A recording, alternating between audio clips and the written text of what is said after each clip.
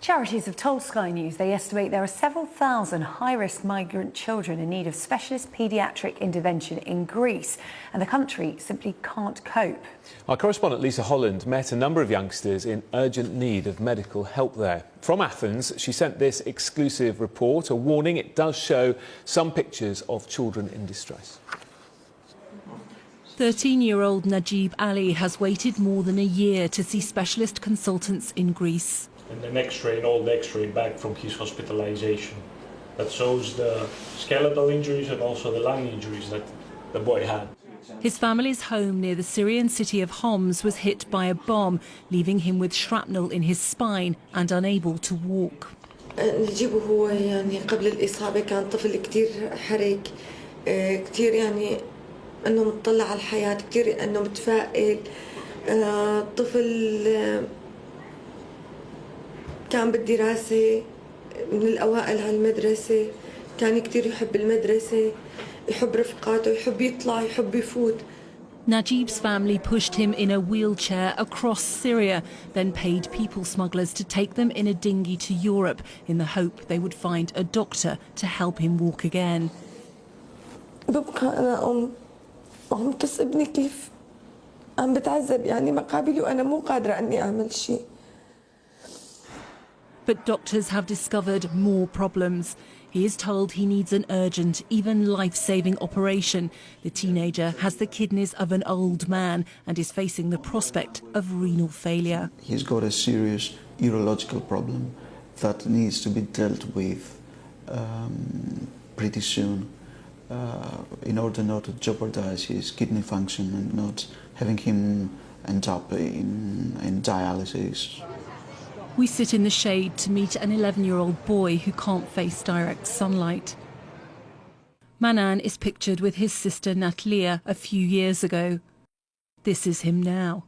After fleeing Syria, he suffered third-degree burns to much of his body when fire broke out in his tent in a migrant camp in Greece. He now needs plastic surgery.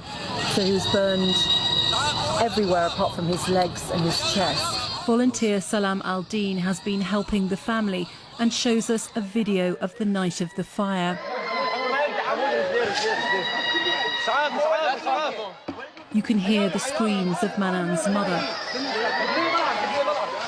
She had to choose which of her children to try to rescue from the flames first.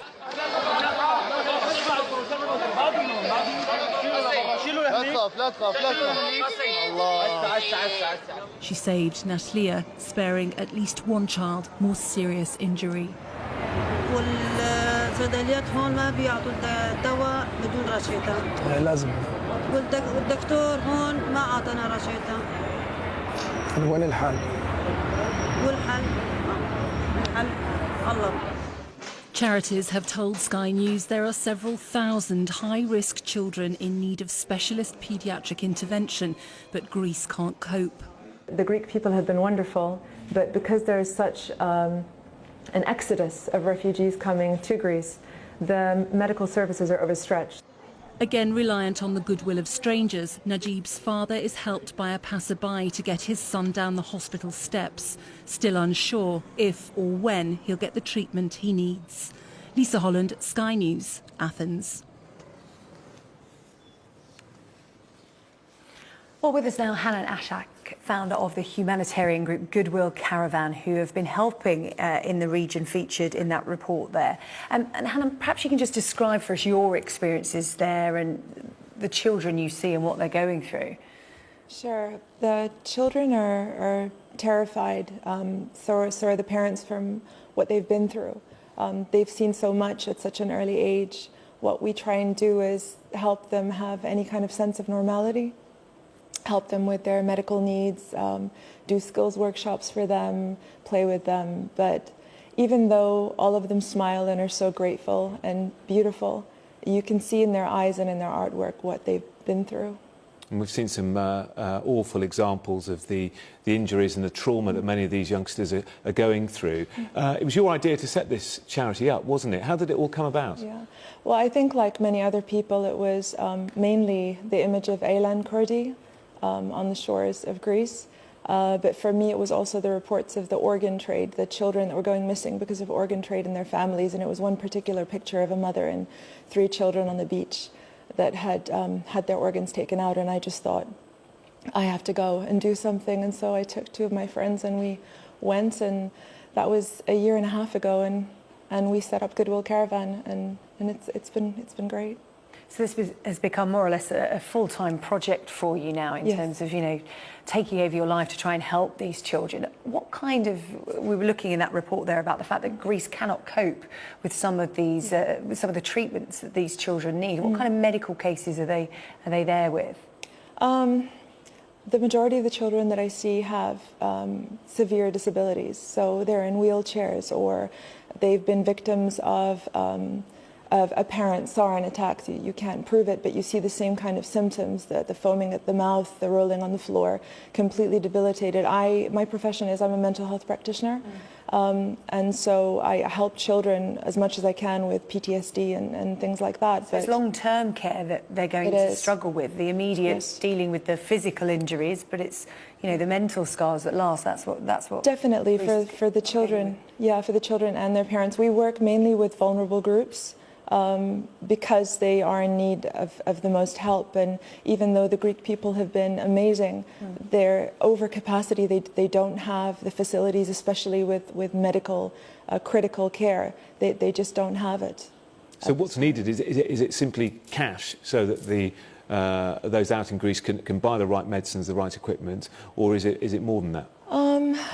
A lot of money has been pumped into Greece, according to the media, and I can't comment on that. But what I see is that there are specific procedures, like the little boy Najib that you saw in the video and the twins.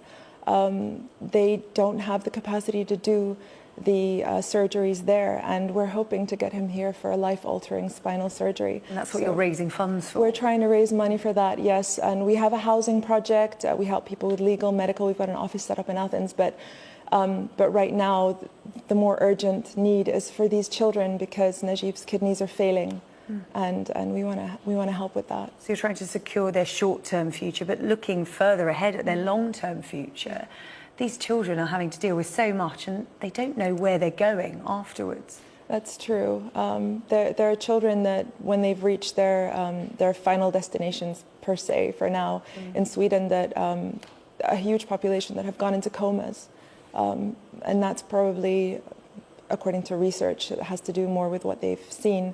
They can't block it out. So yes, there is a need for long-term care. We are trying to raise money and work with other amazing organizations out there to try and help these children. And do many of the families you speak to say that one day they'd like to go home, they'd like to return to the place they've had to flee?